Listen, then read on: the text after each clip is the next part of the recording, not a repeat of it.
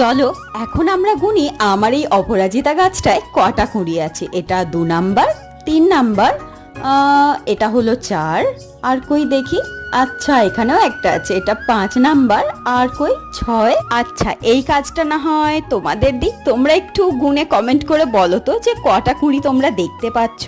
আচ্ছা এবার বলি, গাছ এরকম ঝোপালো আর প্রত্যেকটা ডগায় কুঁড়ি পেতে হলে কি করতে হবে। আমার এই দুটো টিপস তোমরা সবসময় মাথায় রেখো। 1, গাছকে সঠিক পরিমাণে খাবার দিতে হবে, আর 2, সঠিক সময় গাছের ডগগুলো এরকম ভাবে পিঞ্চিং করে দিতে হবে।